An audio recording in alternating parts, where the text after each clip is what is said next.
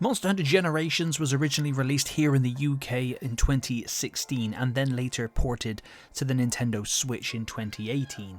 And is it worth playing right now in 2025?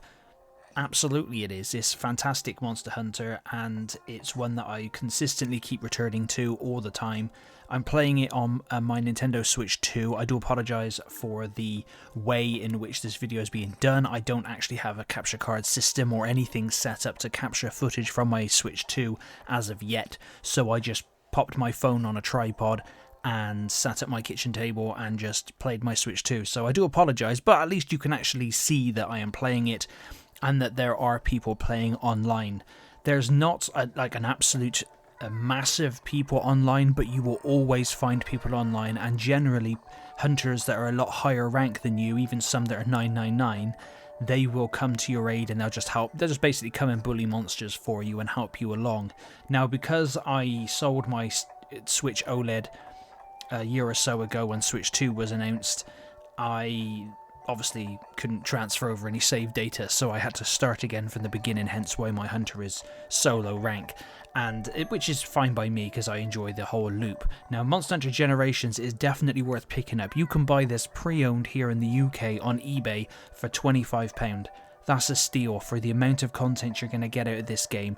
That is an insane steal. The gameplay loop is addictive, it is fun, it's old school, so there is loading screens between the areas and whatnot for when you're hunting monsters, but what you can do is throw a paintball at the monster, which will then mark it on the map, so you don't lose it then as it goes from place to place, which is always awesome. However, what this Monster Hunter has, which a lot of them don't, is this Monster Hunter has 93 large monsters, I believe, which is insane. There's so many monsters for you to hunt, and as you make your way up through the hunter rankings, you unlock more badass monsters to hunt and get more badass gear and other goodies and little rewards as well, which is pretty fun.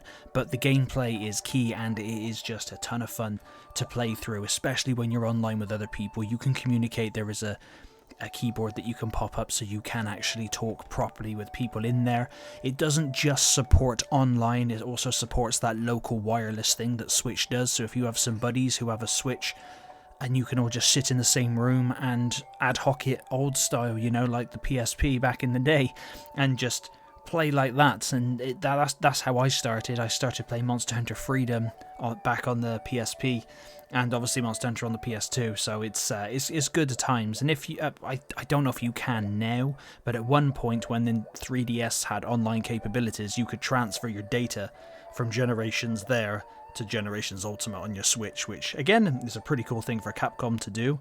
Now, in terms of performance, on the Switch it runs at a solid 30 frames per second and is absolutely fine, and it's exactly the same here on the Switch 2. Switch 2 gets no enhancements for the game, unfortunately. It would be good to have higher frame rates, but the locked 30 is absolutely fine, especially as I mainly play this game in handheld, and I just hop on it, I do a few quests, I go foraging and collecting materials, or hop online for a few hunts, and just, you know, I just chip away at it. It's also a game that you can just absolutely annihilate if you want to go in and absolutely min-max to your heart's content. You can do that. You don't need to complete every single hunt or every single quest in the starred mission lists. There's only key quests that you need to do, and as long as you do those key ones, you'll then rank up your hunter rank. Now, if I'm remembering rightly, you have to do that to a certain point, but then once you reach a certain point, you then start getting XP, I think. So then you start upping your Monster Hunter rank by just hunting monsters, but to start with, you have to get to that point by just doing key quests to get through the story.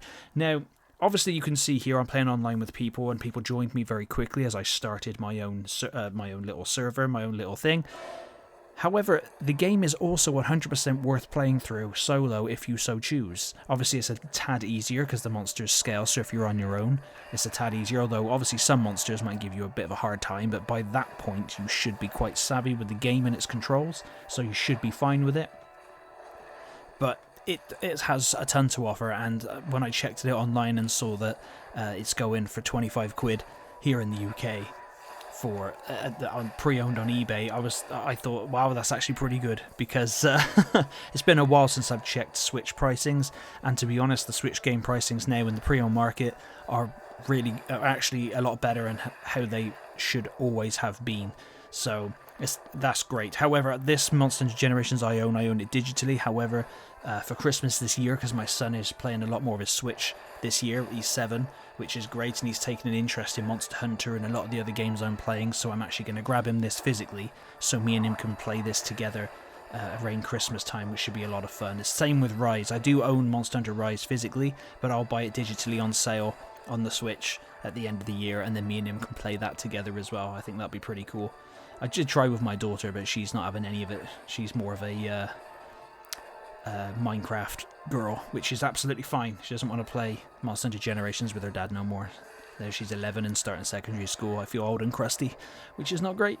But please let me know in the comments down below if you play Monster Hunter Generations. I am always looking for people to play online with anyway, on Switch games and stuff. Like, I don't know. I do have a Discord. I don't really use it that much because the people I get in just tend to disappear after a while, which is a shame. But I want to try and get something going if I can. But, you know, it's no big deal if not, you know. I'm quite happy just playing with randoms. They seem to be quite friendly and quite helpful, which is pretty cool. Although the etiquette of going into somebody else's server that they pop up and then just going and immediately start putting in your own questions saying, yeah, I want to do this, that's a bit sucky. Don't do that, that's just bullcrap. But obviously, as you can see, 100% still active online. It's not insanely active, but it's active every single day. You will find people online every single day at all times of the day to play online with if you want. And single player, you can still do all you want to do in it anyway. But thank you very much for watching, and as always, I hope to see you on the next one.